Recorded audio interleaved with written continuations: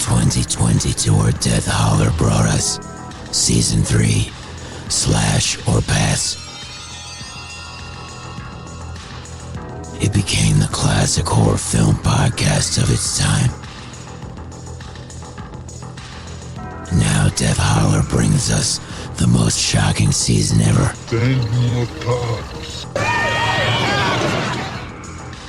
Season 4, Dead or Dead. Yeah, they're dead. They're all messed up. Imagine, if you will, that one of the hosts is absolutely terrified of zombies. So, what's the plan? Bash him in the head, that seems to work out.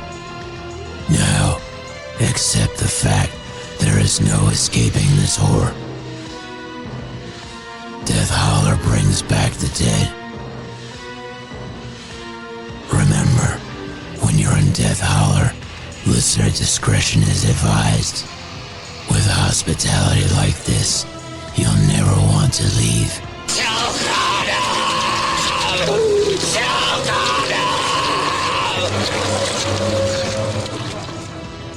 We hope you stay alive. When there's no more room in hell, the dead will walk the earth.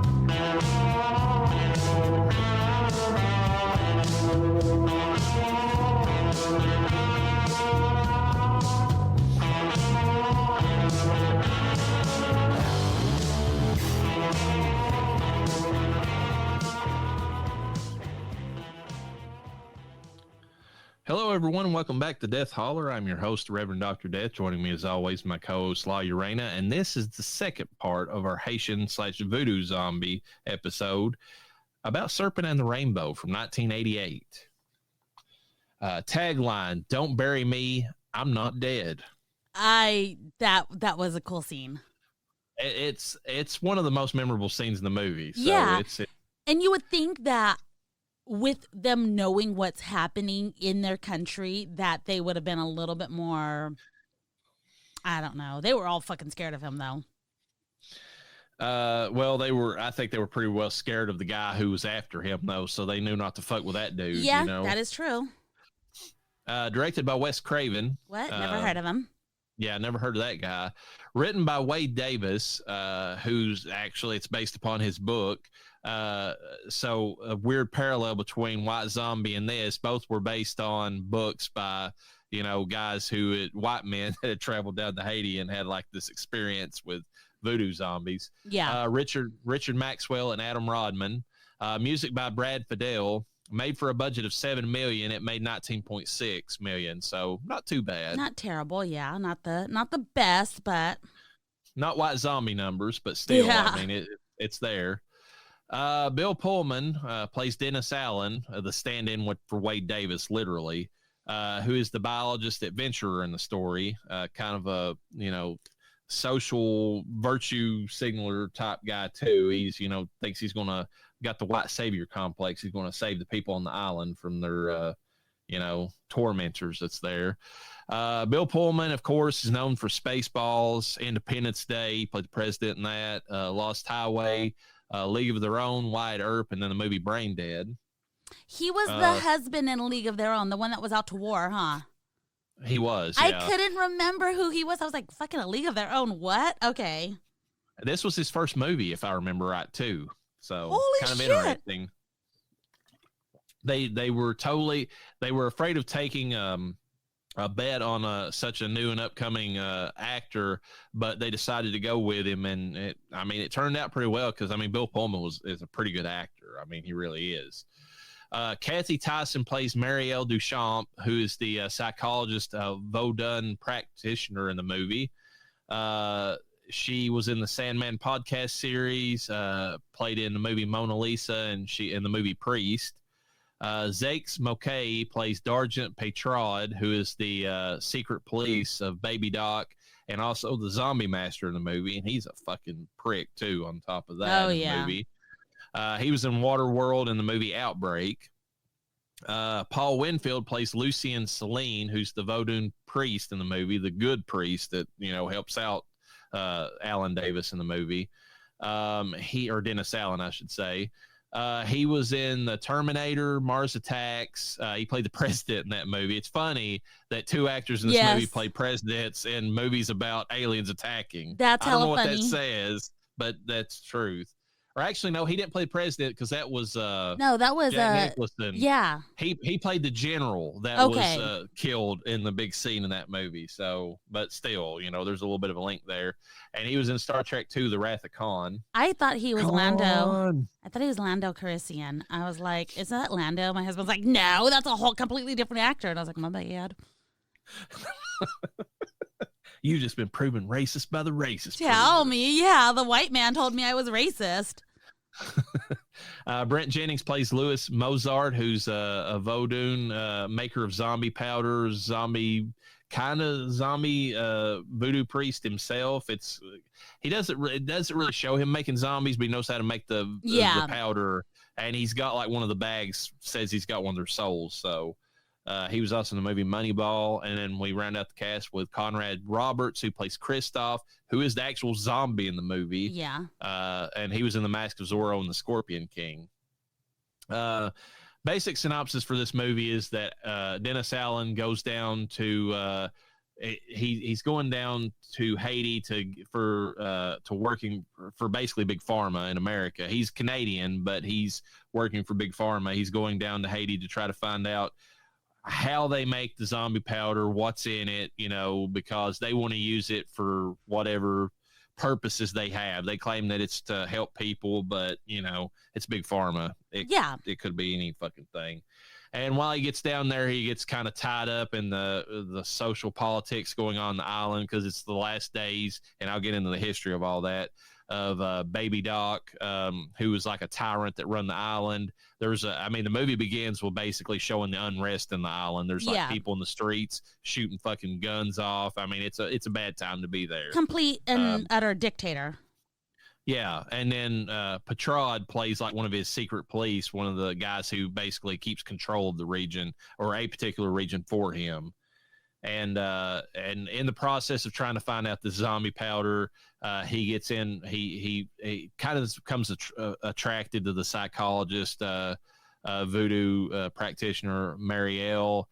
He tries to he tries to help her out, and even though he's been warned several times, get the fuck off the island.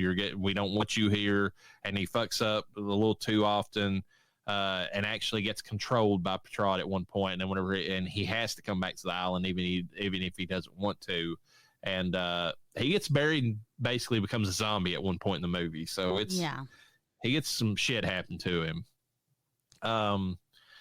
History that ties into this. So from the 1950s to 1971, Haiti was ruled by Francois Duvalier, who was named Papa Doc. He was Baby Doc's dad. By all accounts, he was awful. He violated human rights. He had his own secret police, and the island just suffered rampant poverty. Like, if you wasn't one of his people, you were dirt poor. You were living just, third world country stuff. Yeah. From 1971 to 1986, the country was taken over by his son, the one that's portrayed in the movie, Baby Doc, who was Jean-Claude Duvalier, and he basically ran the country in the ground. Fuck. His dad at least kept the country like under his thumb. Things just fell apart under Baby Doc. He couldn't handle it. So wait a second. They chased out, the first one, the main guy, but they didn't think to get rid of not get rid of, but at least chase away any chance from. Well, I don't know. I don't think they got rid of Papa Doc. I think he maybe died or whatever, maybe passed on his rule to his son, and then his son got ran out of the country is what happened. Oh, okay. In the movie, you're seeing Baby Doc like being, drove away. It's like people are trying to kill him.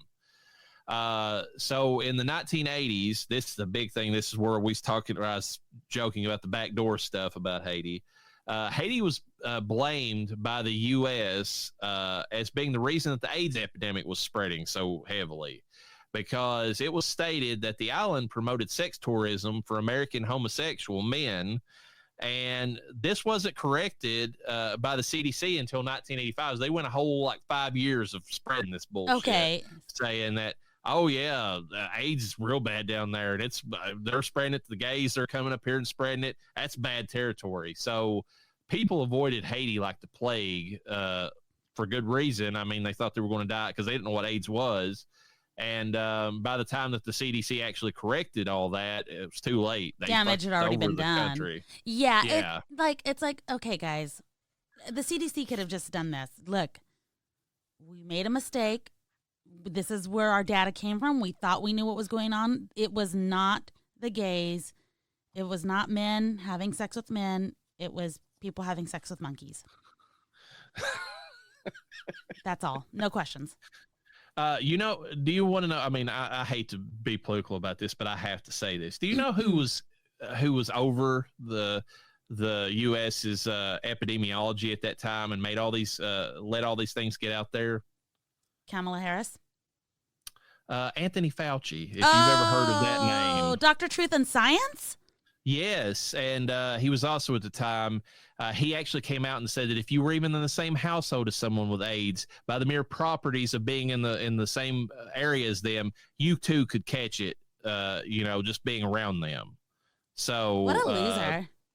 Did he ever walk back that statement? Did he ever say he was wrong? He never said he was wrong, but he did say that the science had changed, even though science doesn't change according to him now. I just want to throw that out there for anybody. I mean, just to give you an example of history repeating itself. Personally, I think Anthony Fauci looks like a zombie. So, right. Hey, he was probably the one that spread this about Haiti. I mean, let's just throw it on him. I mean, he's probably the one. Yeah. He didn't back it down. He didn't say that it was wrong. I mean, he let it be put out there. So he probably was the one that was literally spreading it in Haiti. He probably spreading was. his butt cheeks and spreading the rumors. As Baby Doc's regime collapsed, the U.S. government became interested in the island again, just like they did in the 1915. Yeah. This time they claimed they were fearful that the amount of refugees that were leaving the island for the U.S. Were too high and were going to cause issues when they came to shore. They said that the human rights abuses were too numerous and too terrible not to intervene about. Oh. And they claim, and here's the kicker. Cocaine was being distributed through Haiti to the U.S. according to the U.S. government. So they used that as an excuse to go occupy the island again. It wasn't cocaine. It was death powder. Calm down. But to be fair, and I'm not being fair, I'm just saying, it took until the 90s when Bill Clinton got in office before they officially got involved with the island heavily like they did in the 1915s. But I'll get to that in a second. So anyways, in 1986, Canadian ethnobiologist Wade Davis was actually sent to Haiti by an American pharmaceutical company to find the recipe for zombie dust to see if it had any medicinal uses. They claimed for an anesthesia or a way to induce suspended animation in astronauts. I don't trust Big Pharma for that to be what they were actually trying to study it for, but that's what they claimed. We'll go by that. So anyways, these are supposed to be sensationalized. This movie is a sensationalized version of his actual novel that he wrote about his time on the island, which he called The Serpent and the Rainbow, hence the movie title. Yeah. In the 90s, Bill Clinton got heavily involved, used the U.S. military, very similar to what we did in 1915, and took over Haiti, or occupied it at least. And it was around this time that the U.S. Media once again got interested in the island, and we got a bunch of voodoo movies coming out. And this was one of them that got greenlit. So another case of history repeating itself. U.S. gets involved in the island. We're like, hey, that's a weird place. Let's make some movies about it. And you get movies. It's a weird thing. I don't understand why we did this, but we did, and there were several movies that came out from it. And actually after that, there was a lot of hoodoo movies that came out, like the Skeleton Key, that came out after that. I what as far as this movie goes, I didn't like pull up any quotes or whatever because a lot of the movies just like fighting and amongst like Wade Davis and the people on at least Patrod and that sort of thing. What did you think about visually this movie? Like, what did you think about it? Visually, it looked like a film from the 80s, but I think that given better quality in terms of cinematography, it would have been gorgeous because he's in a jungle-like setting at the beginning of the movie, fucking petting a baby, certified good girl, baby. What was that? A little? No, it's not a cougar. Was it a tiger? Oh, I thought it was a jaguar. Jaguar. Oh, that he did say it was jaguar. Jaguar. I don't know why I pronounce it that way. Sorry, but yeah. I'm probably pronouncing it wrong. I don't know. That's the way I always say it, though. So yeah, it the way that you say it sounds like the way it's spelled. I literally say it with a wire at the end, and there is nothing in that ending of that. It sounds like wire. Looks like wire. The British say it a weird way. They call it jaguar. Jaguar. There's that too. Oh God! But the scenery was intended. Even Haiti, even though they're technically in the slums of Haiti, it's gorgeous. It's literally oceanside. So, there's a couple scenes in the movie that kind of show off the how beautiful the island is. That one scene, where they're going in the processional to they've got the candles and they're going out into the jungle and they're walking past like the kind of like the ruined buildings or whatever, yeah. And then there's the jungle. That's a pretty cool scene. Like yes. there's a lot of interesting stuff going on visually there. There's other scenes though where they show how just rotten and yes. trashy it can look too. And yeah, it's a fair thing to show both of them because Haiti is. It's dude. Everything involved. Being cut off from the rest of the world through like embargoes and. All the revolutions that they've had that kind of being unstable, it's got some rough parts. Yeah. If you go down there on like a cruise, there's like very specific spots that are like, hey, you can go here. Don't go away from this area. Please. You'll die if you do, I think that this movie visually told a story too. Like if there were not many more words, like if they had taken away some of the dialect in this movie, I think that the movie just visually alone could have told a lot of the story. Yeah, the dream sequences, which is funny, mm-hmm. Wes Craven. Of yes. course, dreams. But the dream sequences are pretty fucking good in this movie. Yeah. Like the one where he's falling. It's kind of symbolizes some stuff later on in the movie. But when he first has that vision with the jaguar, and then like he falls under the ground, that's clearly foreshadowing that he's going to be buried alive. Yeah. But it's got those hands reaching out like the dead bodies, or, like reaching out to him and he grabs one of them. Yes. And then the scene later on where Patrod, who's actually in his dreams, kind of like a evil Freddy Krueger type character, is burying him alive or whatever. And that's interesting because he sees himself being like, basically put into a coffin or whatever at that point, and all that. It's weird because at the beginning he's in South America. And yeah, I thought that it was actually he was in another part of Haiti at that point because doesn't he run across Patrod I thought that he saw Patrod at that point, like in passing. And then that's later on. It's like they happened upon each other again. It's they were speaking Spanish, and they looked like Native American Indians. So I'm not sure what, because Noah's like, I think they're in. I thought they were in Haiti. Noah said no, they're in South America. But regardless of where they were, even if they were in a different part or whatnot, he was being helped. He was being given an opportunity to experience some things. He was basically given a drug. He was high on shrooms or something. That's why he thought he was wrestling with the sweet baby girl, certified good girl jaguar. She's just a little kitty. That is true, yeah. And then it goes away, and all of a sudden something bad happens, and he goes to check on the shaman. That's what I'm calling them. I'm not saying it was a shaman, but that's what it looked like.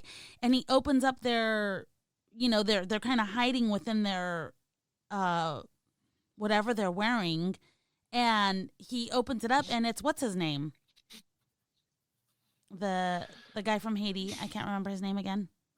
Patron. Yes, Patron. So, and I'm like, I didn't understand it because I'm like, why is he seeing this guy? This guy's not scary. He's just black.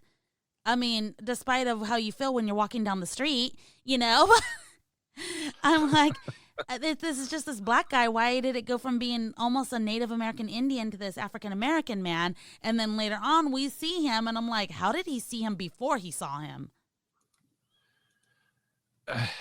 Well, that's one of the criticisms that Wade Davis actually has about this movie is he says that whenever they were trying, because Wes did try to stick to the actual book more, but then the studio came back and said, hey, you need to horrify this. You need to play it up, you know, put supernatural shit in there. Yeah. So that could have been like, and also Davis didn't get involved in any of the politics in the island. So that was yes. Wes's. That was Wes's ad. So, because I mean, Wes really was intrigued by the politics going on at the time, so he really heavily dumped that in there. So I'm sure that him seeing Patron at that point was like a supernatural way of him like seeing like his future adversary, and it's more like a fictional thing that he added into the movie just for that purpose. So that makes sense. It wasn't explained very well, and it's hard to infer that immediately. I mean, towards the end, you're like, oh well, we know because. You know, Patron is like, oh, well, you know, I'm the reason you jumped about this. That was me. I did that. Okay, supervillain, we get it. But at the same time, you normally don't, supernaturally speaking, if we're going to enter that realm, somebody normally doesn't get to have that kind of control or acceptance into you unless, one, you've allowed them to, or two, you've been within some area of their being very close to them, like at their house or something like that, you know, where now you have, it's more of the veil is a lot thinner. So again, it's hard to infer that just based off of what we saw. What you said makes sense, but like I said, it's very hard to kind of just come up with that on your own. Yeah,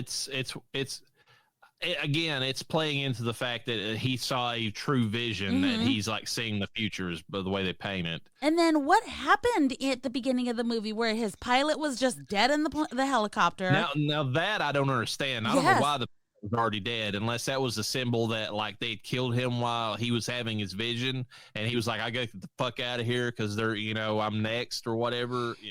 I never did get that out of it. Yeah, I was so confused because okay. They killed him. They looked like good people, though. Like, I don't think they were practicing anything dark, in my opinion. I think, if anything, they're just like, here, try this drug. You're going to see things, you know? Fine. That makes sense. But his person is dead. I was thinking that maybe everyone else on the island might have been dead, but then he goes on a street and there's a car full of people, islanders, obviously, and they leave him alone, and he's crying hysterically in the middle of the road, or laughing hysterically, however you think you hear it. And then it sounded like laughter to me, but it did. It could have been either way. Yeah, and then all of a sudden, 10 seconds later, in America, no big deal, no explanation of what happened other than something darker than such and such is what caused the deaths of the people on this island. And I'm like, okay. Like, literally, that's how it was explained. If you're having a hard time understanding what I'm saying, well, that's because this is how it was presented to me. Yeah, it's very jumbled up at the beginning of the movie. I mean, it gets way better once he actually gets into Haiti and like they start doing the stuff. And it's the most interesting parts of the movie is whenever he goes and he sees the asylum with the zombies inside of it, you know, because they're not just like, you know, workers out in the field anymore. Now we moved up in time. They're actually trying to treat the people, trying to convince them they're not dead. It's an interesting view on the whole thing, you know, that you know how times have changed. And then seeing him deal with Mozart, because like there's an antagonistic relationship between them whenever they first meet. And even at the end of it, they're kind of only half friends. Like they're not really like in each other's, you know, they're not really buddy, but they respect each other toward the end of the movie. You know, like they get that. And then the scenes with the other voodoo practitioner or whatever, the one that gets killed or whatever, like the Lando. the guy, like yeah, Lando, as you said, or Carl Weathers. That's what I thought of whenever I saw him, as far as like stand-in. But like whenever he gets attacked and he has like a stroke or something and just dies right then and there, you know. Yeah.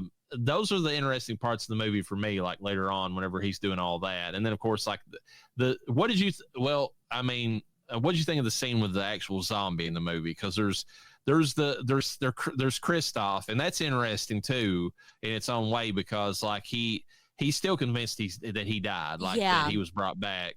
But he's a living man. But the scene in particular I'm talking about is the zombie. Like he has that dream where after they have that processional out into the forest, and there's that one the decayed body of that sorceress or whatever, which is another dream that he has of the future, because that's actually the body that Mozart actually uses to make the zombie powder out of. Yeah, that was very interesting. And it's weird because she's so menacing, but she's there to help. Yeah, and like the hand comes out, and like doesn't it go down his throat or something, like or whatever, like I don't remember if it goes down his throat, but it definitely extends out and fucks him up. He wakes up, obviously. But every time she's been there, it was to warn him of danger. Yeah, it's true. It was actually every time, because there was actually a snake or something that was crawling over him at that time, wasn't there? Like in reality, doesn't he wake up and there's a snake by him, or was that still in the dream? I can't remember now. You got me fucked up, because now I don't remember that. There's a snake crawling over him in the forest, like at some point, either before or after that zombie attacks him, you know, in his dream. God, I guess I missed that. Yeah, I don't remember which one it is. It would make sense. Like that would make the part of the serpent in this fucking film. Well, yeah, it was definitely in there. I mean, I just don't remember how it landed. There was a couple things I want to bring up as far as quotes, because I found them here. Petrod in particular. By the way, Dr. Allen, what did you dream about this afternoon? A woman in your arms, the sea at your doorstep? No, you dreamt of me of the grave. I know, because I was there, and I can be there every time you close your eyes. The pain I caused you in the room upstairs is nothing compared to the pain I can cause in your own mind. Remember that, Dr. Allen. That's fucked up that when he wakes up from that dream, there's a dead woman's head in his bed. Oh, yeah, that's fucked up. And it was the zombie sister. It was, and it was a way to set him up so that they could, basically do whatever they wanted to extra, judicially, basically at that point. And then the scene where he gets his scrotum stabbed in the movie. Yeah. Ouch. Yeah, that one was rough. Petrod, no rest. You see it all. You feel it. The cold in the coffin. It is worse, much, much worse. That's what he says to him before he knows that he's still awake from the zombie powder, but he can't move or do anything about it. That's fucked up. And then the scene where he's strapped to the chair about to be tortured, and he's like, I'm a U.S. citizen. Think about that. And then Petrod's like, I don't see an ambassador here. Do you? Ooh, yeah. I loved that. Yeah, that was so true. It's like, bruh, you are fucking playing with fire. And then one last thing I want to bring up as far as the quotes, because I love this quote in the cemetery. That scene I did like, the whole scene where they're looking for Christoph. It says, and it was from Marielle. She's like, the way Dr. Schoenebacher spoke of you, it was as though you could walk on water. Well, now I know why. Shit floats. Because he talked down to her and basically pissed her off at that point. She's walking away from him. Yeah. That was a pretty good little scene, between the two of them. The story, I actually enjoyed the middle section of the movie quite a bit. The first was disjointed, like we talked about. Yes. The middle I liked, whenever he was trying to, get the zombie powder, and then he's forced off the island. But then whenever it starts, like, I don't know how I feel about the end of it, especially the scene where it gets all like freaky deaky supernatural shit toward the end, where like spirits are flying out of those bags or whatever, and they're attacking Petrod. Yeah. It's a little much. It is a little much. Because at the beginning of the movie, it says based on true events. And I said probably grossly, exaggerated. And the middle of the movie, I can believe happened to some extent. I Yeah. mean, even if Davis saw some of those visions, you could still believe somebody can have these dreams. Oh, whatever. 100%. That's not a big deal. Fucking, I've had shit dreams like that. I hate it. So, yeah. But then the end part where he has to go back to the island, that was all bullshit. Like, yeah, I mean, it got a little too much. I mean, the chair was funny more than anything. yeah, as it was moving, trying to take him out or something at one point, and him flying through the walls, like he's just flying at him like an actual sorcerer. Like that was.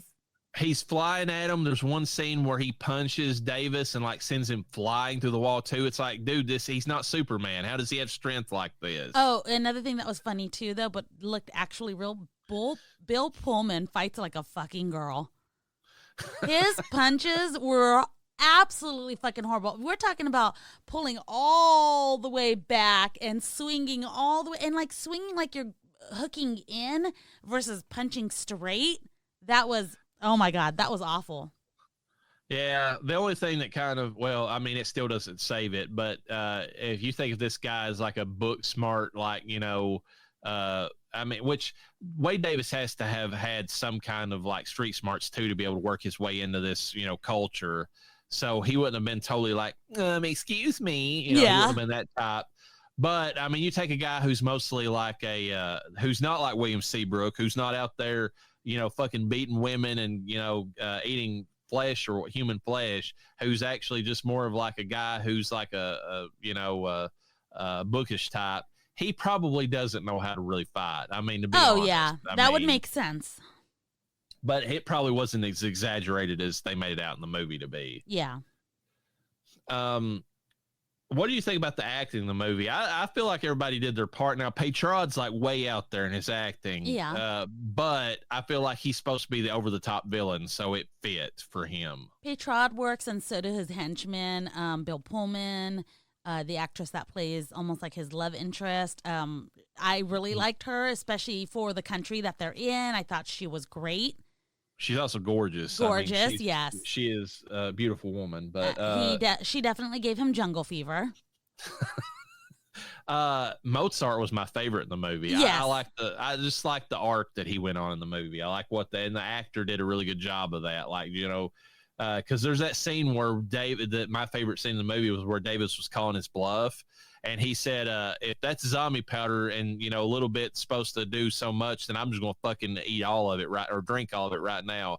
And Mozart's like, what the fuck are you talking about? Yeah. And he pours it out and he drinks it, but it's because he's did the sleight of hand and he actually pocketed the real stuff. That was smooth. I liked all that. I liked that. That was really good. Yeah. I mean,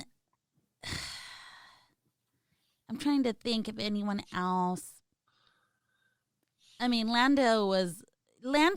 wasn't really buying Lando as the fucking, like another voodoo doctor. Really? He was a little bit too nice. Yeah. A little bit too, a little too outgoing with the white, guy or whatever. I don't feel like they would be that interested in sharing their knowledge to somebody like that. I mean, yeah. And in terms of Mozart, he was like, "You're gonna tell everybody about me, right? Everybody's gonna know my name. You're gonna tell them about me." And I'm like, I don't feel like somebody doing what he does wants people to know who he is. I feel like that's a dangerous game. I was worried, thinking the same thing. I'm like, okay, I can see him wanting the fame to get his name out there as being the ultimate zombie, master. But at the same time, it's like, dude, do you want a target on your back? Because everybody's going to be after you. You've already got red flags hanging over your head. Like, you don't want this. It was an interesting thing to his character. I was just like, I don't know that he would want that much target, that much of a pinpoint focus on him after all the shit that's going down in this country. I'm not sure if I heard, it doesn't matter what school I heard, but one of the quotes I did like was when Bill Pullman's character said, despite his joking around and his nature, Mozart could put the average Harvard doctor to shame.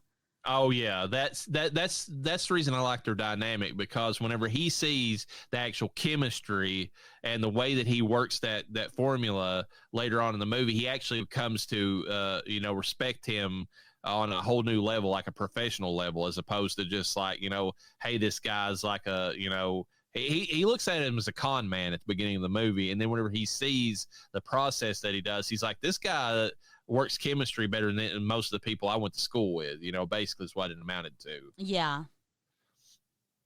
The scene was a little much too, which is supposed to be one of the standout scenes in the movie for a lot of people. The Beetlejuice scene, as I like to call it, where the big pharma has got weighed over and they're celebrating that they got the zombie powder and what they're going to do with it. And then he sees like another warning, going back to what you're saying, the zombie hand come out of his soup or whatever. Oh yeah. And then, that part was cool. But then the woman across from him, the blonde haired woman that starts having the seizure or whatever and starts like bucking around on the table. Yeah.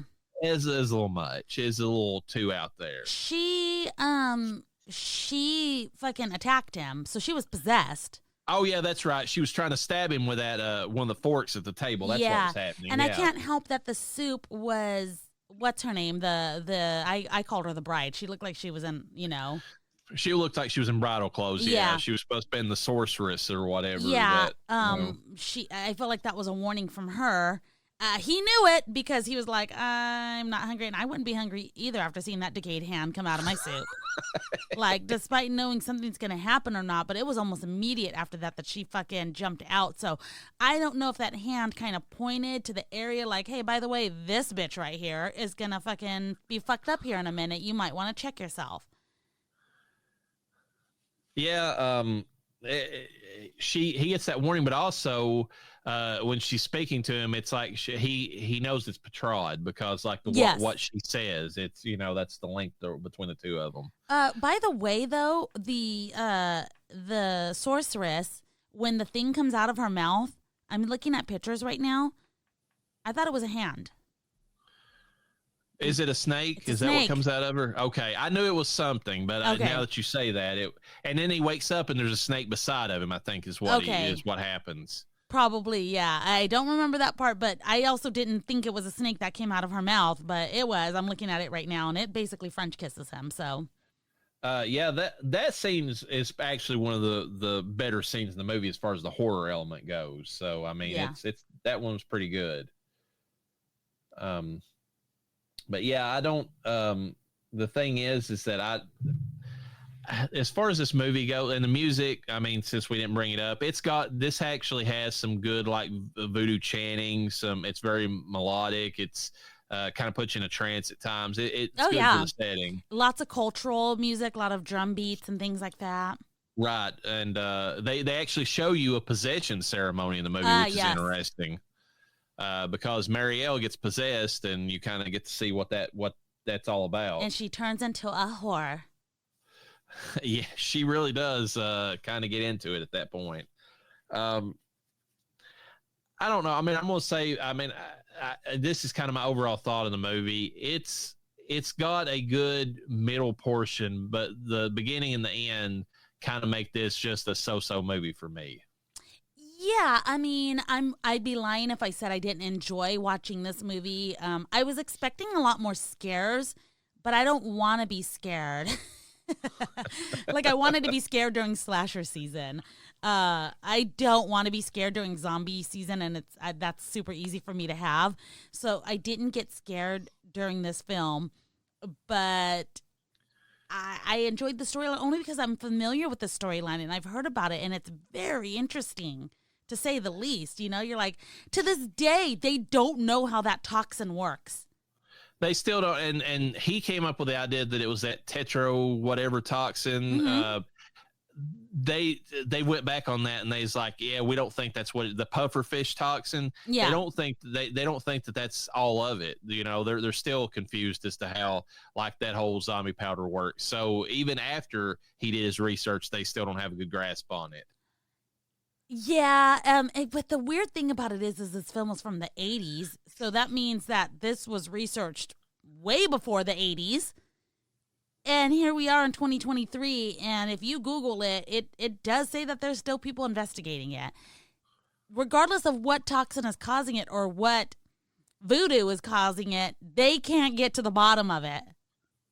Yeah, which I always like a little bit of mystery in life. Yes. I mean, I think whenever you explain everything, life gets boring. So it's kind of good that they don't know. Yeah, so I don't know. I think that's why this film to me was pretty damn good, because I was like, oh, give me more of this story. Now, yes, the ending totally threw it off for me. Even the beginning wasn't as bad with everything that was going on. You get the idea of who he is at least.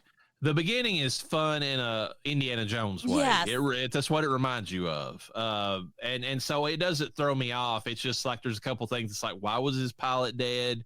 How did he get back here? But it's fine. The middle, which is what I feel like is closer to the book for a lot of scenes, minus the political stuff going on. Yeah. I actually like the political stuff too, because I really think that it kind of shows this not only dictator, but a dictator with actual power. I enjoyed that part of it. It's just that I know for a fact that Davis did not get involved in all that stuff. Yeah. So they threw that in. Like he was skirting around all that stuff at the time just to get, like, how is this powder working? That's all he was worried about. Yeah. But the end kind of, the end took this movie for me from like being probably in the 4 range to dropping it back down to probably a 3, to be perfectly honest, if I was giving my ranking right now. Yeah. I mean, in terms of rotting corpses, it's a 3.5 out of me. Because I was able to watch it. I don't think I'm going to have nightmares tonight. So you appreciate it just because it kept you from having nightmares. Correct. And not only that, though, but I think that everyone collectively did a good job in this film. And telling a story that, even though it's told a lot better now on podcasts, because you don't get the whole, supernatural aspect, I can see why for a movie, especially from the 80s, they needed to add that extra supernatural for the horror aspect of it. Yeah, I can understand that to a certain degree. Because otherwise it's going to be it's just going to be a documentary, and it's like, cool, but like, I don't see that interesting a lot of people back then. Well, the thing is that it was also a typecasting thing, because they got Wes Craven to do it, and then they're like, you're the horror guy, do the horror thing. That is true. And it was like, and it sucked for him, because I think he really did want to make a straight up documentary, I think, or a style of movie, Yeah. But he did his usual Wes Craven. He did the dream sequence and everything. We get it, bruh. We get it. We know who you are. You're the Dream Master. And he works that into the movie. I mean, it's one of those things. Yeah. This is a little bit of trivia, interesting trivia about this. There was actually political. The movie, whenever it was made. Let's see, what was the year that this came out? I can't remember again. 1988. 1988. They were still having turmoil on the island at this point, and so much so that the crew actually had to film around the locations, because they were, there was fighting and stuff going on, so they had to be real careful about where they actually filmed at. They were filming at the time that this shit was going down. Some of this stuff was still going down, like the revolts from all that. I was wondering that, and it looks like they had actual footage from some of the protests that they put in the film.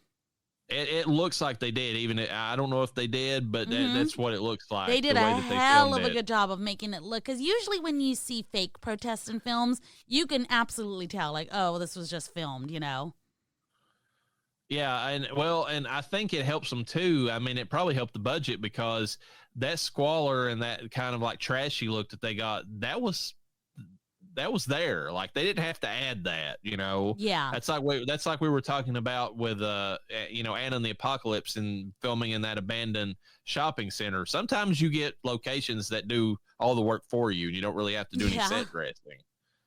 That is true. Let's see. Newlywed Bill Pullman was actually just married at the time that he made this movie, and his wife was an extra in the film. She appears as a blonde who pushes a long needle through a willing man's cheek at one point in the movie. Oh, wow. The investigations and findings of Wade Davis upon which the character Dennis Allen is based didn't amount to a whole lot. His research was dismissed mostly by his peers because while the drug tetrodotoxin, that's the one I was thinking of, that the film states has been under extensive study and was a mystery of science, was actually already well known in 85 and today is actually used as an anesthetic. So they did actually make an anesthetic out of that portion of it. Damn. The character of Christophe Durand was based on a man named Clarivus Narcissi, who was stated to have died in 1962 and later risen as a zombie by a local Haitian witch doctor. Narcissi was found to have been poisoned by a paste drug called datura, which caused memory loss and forced him to work as a slave on a sugar plantation. He escaped 16 years later after his captors had all died, and he had also apparently been weaned off of the datura drug by eating salty foods containing bromide, which counteracted the poison. Isn't that interesting that actual salt helped cure him of his zombieism? That's hella funny. There might be something to Get the salt thing. Yeah. I mean, it's for protection, and now it's to cure something? I mean, damn. But it counteracts the poison. So that's interesting that it works that way. That person's name, by the way, is Narcisse. Well, I can't even read it. No, you're fine. I can't even read it, but you're saying it, and I'm like, oh, I know he's saying Narcisse. I just know it is. Well, I was just trying to say it as I saw it, so there you go. One hundo. Let's see. Author Wade Davis agreed to sell the book rights on the condition that Peter Ware direct, who was the one who directed Picnic at Hanging Rock, which is a very creepy movie and done in a documentary style. So I see why Wade Davis wanted that to be the director, and he wanted Mel Gibson to star in it, which is interesting because they're both Australians, Ware and Gibson, but. Of course, neither man had any involvement in the project. That would have been an interesting movie to see, though. Mel Gibson. Because the CD soundtrack to this film is extremely rare as it was pressed in limited quantities. Part of this was due to the film's poor reception and the fact that the market was transitioning from LP to CD as a mass format, meaning that the number of copies is much smaller than the average soundtrack album run. So That's if wild. you can find a CD of this, it's probably worth money. Whoa.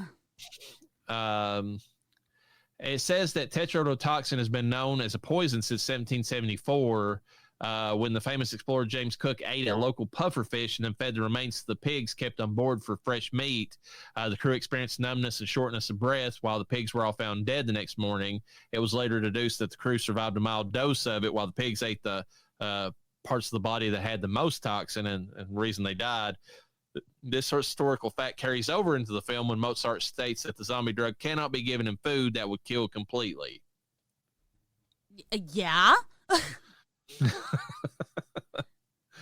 Let's see. Wes Craven confirmed in the interview that unlike some of his previous films, his first cut of the film got an R rating without any issues from the MPAA. They're like, yeah, that's fine.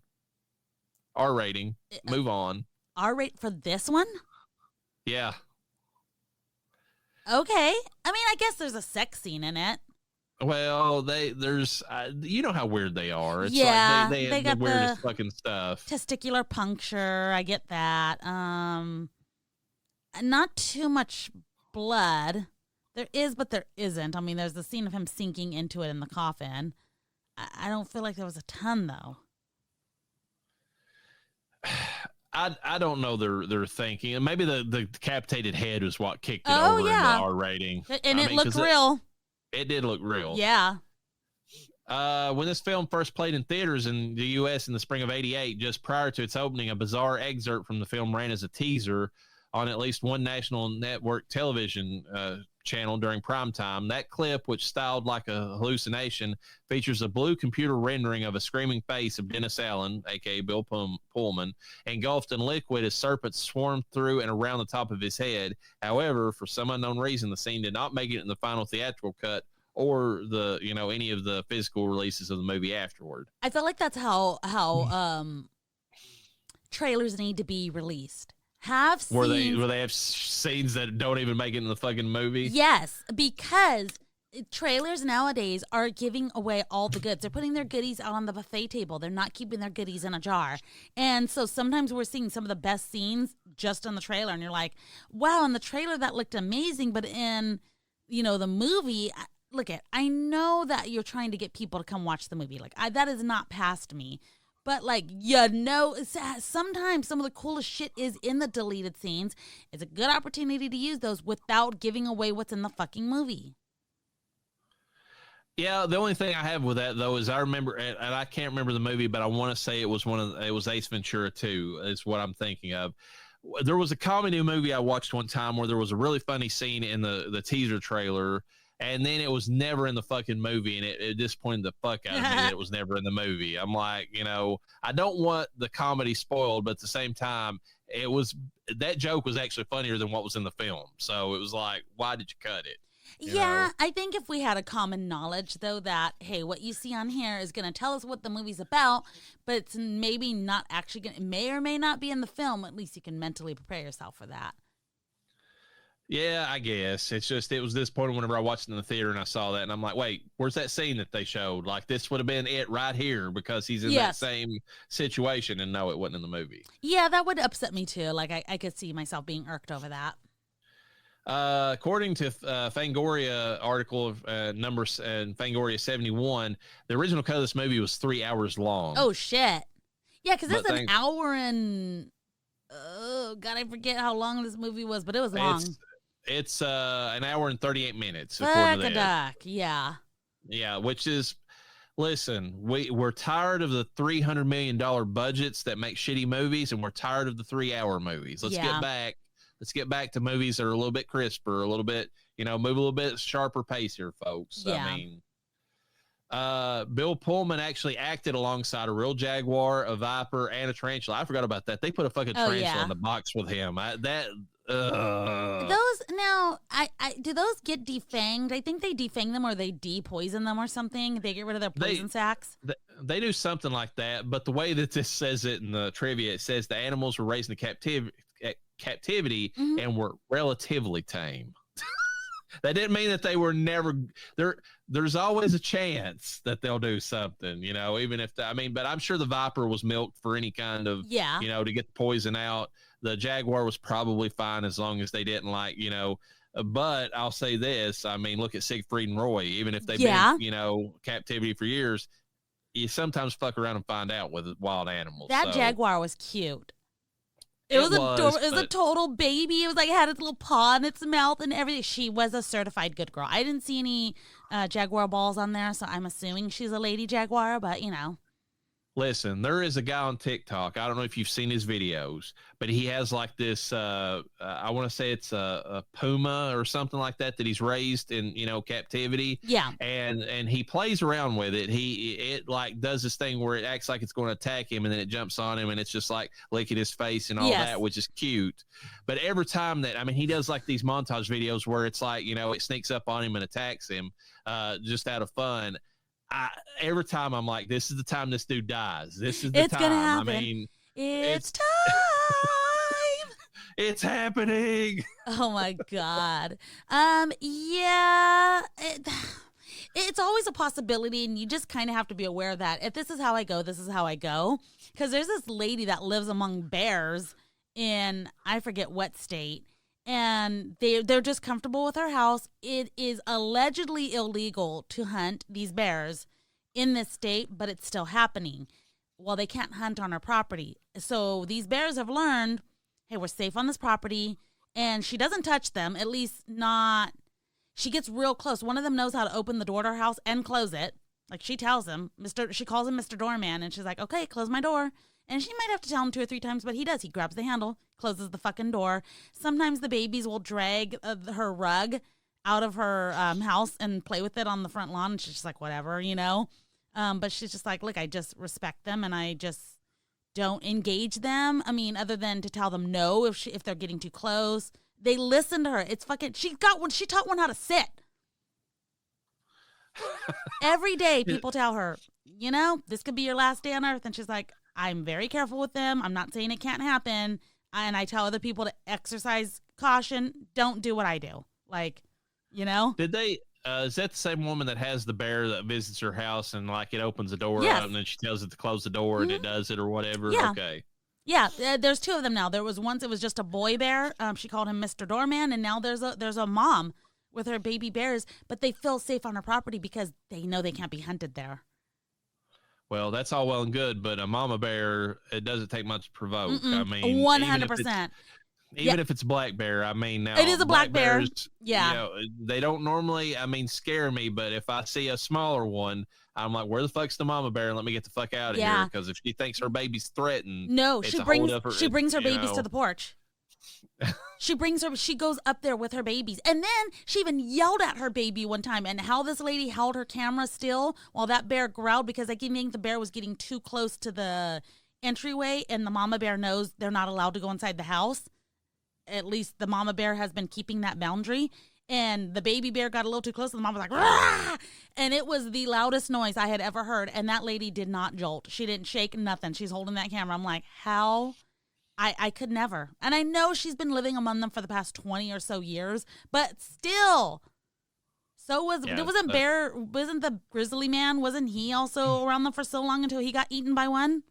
Yeah, I mean, he lived with them forever and thought that he knew everything about them. And then, one day it was a different story. I mean, it's one of those things where you don't know what's going on with the animal. And I mean, it's just like humans. You can be sitting there talking to somebody who's your best friend and they have a bad day and they're a total dick to you. Yeah. I mean, if a bear's a total dick to you, then you might not be alive anymore. So exactly. Or that bear gets a little extra hungry and rations are low. Well, I think that you could probably feed your way out of that, but I mean, as long as they're not a grizzly. But I mean, but that one grizzly man, he was totally fucking stupid. I mean, grizzlies are a whole different ball game. According to this, the characters of Lucy and Celine and Louis Mozart are actually one person in real life. They're both they're based on a voodoo priest named Marcel Pierre, who was the one that Wade Davis actually talked to in the 70s when he was doing his research. Yeah.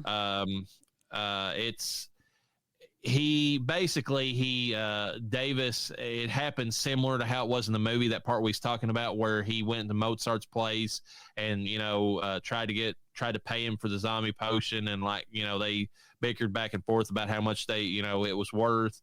But according to this, Davis stated that nothing in the formula that he was shown by Pierre was actually could produce the effects of zombification. And of course, there was no actual intervention by the government or secret police forces to stop Davis, because that was something that, Craven added in the movie, as an extra thing. And actually, it was the supernatural stuff that Wade Davis in the special features of the disc I was watching, he commented on that disappointed him the most. He said he liked the portrayal that they were doing for the most part, but then when it got to supernatural stuff, it was a little too, out there and a little too stupid for him. So, this movie inspired the song Voodoo by Godsmack. Have you ever heard that song? I haven't, but it's literally just the main singer saying voodoo, voodoo. Like the whole song's him doing that. And then it's like, he does a little thing in the middle where he's like, I'm not the one who's so far away when the snake bite enters my vein or whatever. Which I know that song. Yes. I didn't know that was.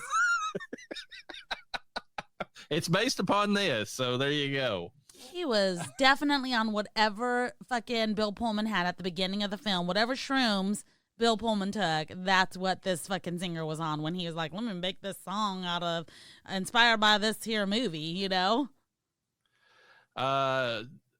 Dargent Petraud's actually based on a real life character too, loosely. There was a person by the name of Luckner Cambronne who lived from 1930 to 2006, who was a commander of the secret police. So, the Dream Police. I'm just kidding. Secret Police. Actors Michael Gough and Michael Jackson from the Serpent and Rainbow have played Alfred Pennyworth in the Batman movies. Have each played. So there you go. I mean, this film is Bill Pullman's first horror film. The three that followed were Brain Dead, Lake Placid. I forgot he was in Lake Placid. That's a pretty good movie too. When bad animals go bad. Yep. And The Grudge in 2004. He was actually in that one. I forgot. He played the husband or the guy at the beginning of the movie that offs himself by falling out of the building, and it's actually a pretty effective scene. This movie was released in the same year as Nightmare on Elm Street 4: The Dream Master. Shocker. Kind of weird. Of course, Craven disavowed any of those sequels that were not his. So there you go. Let's see, and that's it as far as any of the special trivia about the movie that's worth a damn. So so we've already kind of set our feelings on the movie, so it's kind of just a rinse repeat wrap up here. Yeah. But I mean, what do you think about it overall? I mean, like I said, I prefer the movie whenever it kind of sticks to more realistic stuff. I did like the zombie appearance in this movie. I'll give them that. Yes. That female zombie. Well, I even like how they portrayed Kristoff, because he's an interesting take on what a real zombie would be like. But I like the desiccated look of the female zombie in this, because I mean it's a look you don't see in a lot of zombie movies. I mean, they don't look like that for the most part. She makes sense because you gotta remember there's a lot of toxins involved with what's going on here, and he's probably been poisoned at this point, and so it makes sense that he's seeing things. So and you're going to make up in your head what's being presented to you. They're talking about zombies, which, by the way, real quick, what was the name of the drug? They were talking about it at the table before the white woman got possessed and attacked. What's his name? Oh, the one that they came up with, I can't even remember the name of it. Did it have like a zombie name to it? It had a something? zombie name to it, and it sounded just like Zombifil or something like that. It was so funny. It was a really good name, though, and I tried to Google it, and I couldn't find it. Hey, listen, the Dead Rising video game and the movie that came after, or movies that came after, they have a product to keep you from turning into a zombie called Zombrex. That's a pretty good name for a drug, too. It was something very similar to that. So, anyways, in terms of seeing the priestess, the voodoo priestess or whatever she was, sorceress, that is easily explained. Everything else, a little bit too much. So the stuff with Petrod, I mean, well, the scene where he's getting his scrotum like stabbed to the chair. Now that's very effective, because you can imagine, a dictator doing that. But the shit at the end of it's just way too out. Yeah, it's just too far out there. But I really liked it for the actual realization of these are zombies that do exist in Haiti. There is something going on. People are more aware of it now. They've heard of it, and it sucks because maybe it's going to scare people to go visit there. Just don't go to the slums of Haiti. You're going to be fine,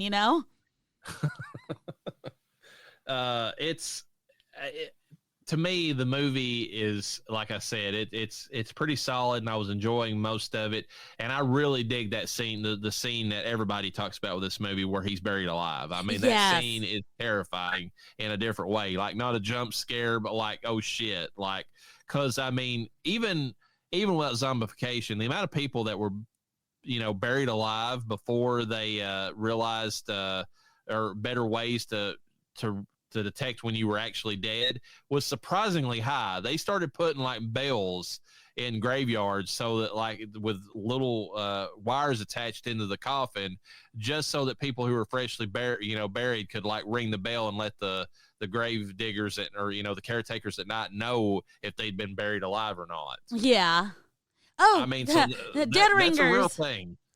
Well, it's funny because when he was in the grave and he was buried and everything, and he's screaming and you could technically hear it, I was like, oh, well, fucking Winston, whoever his name is going to come and save you. I just knew that was going to happen.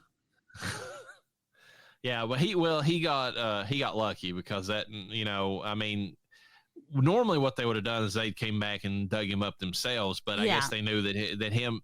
And that's part of it too. The theory is that you have to be in this culture and believe that such things can happen, because like, just like he did in the movie, he was recovering from the poison, but like he didn't believe he was dead. Like he was like, no, I was poisoned. Like, this is bullshit. I'm not a zombie. So it didn't really work on him because he didn't buy into the whole thing. Yeah, so I get that.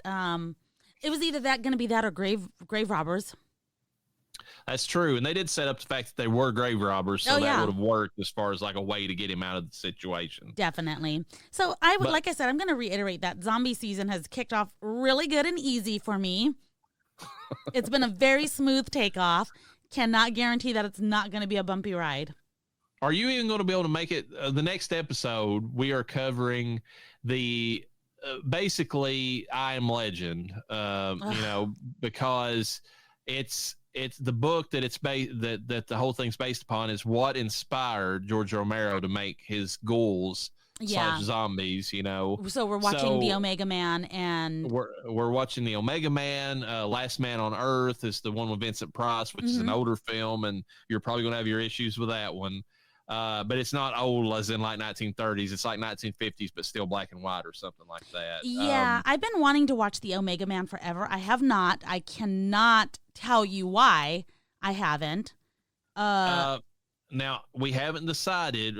We haven't officially said, but are we going to lump in the Will Smith version of the movie? Okay, I want to, because I will spoiler alert you kind of right now, and I say kind of because it's been at least a decade. I don't remember when that one came out. I liked it when it came out. Not going to say that that's going to remain the same. I've always been disappointed in it, and I'll tell you why, because I read the book, and the book is fucking amazing. And I watched the Vincent Price version, and it's actually surprisingly, it's loyal to the book in a sense. Like it does a better job of representing what's in the book. And I don't hate the Will Smith version of it, but it's just one of those things. Now, Reverend, we have discussed, and we will be discussing a specific book in this season about how there's very rare a book that the movie can hold a candle to the book. I think you and I have agreed. Well, wait, you haven't read Warm Bodies, but I have. Not read Warm Bodies. Oh, my God. Have you considered an audio version of it maybe while you're at work?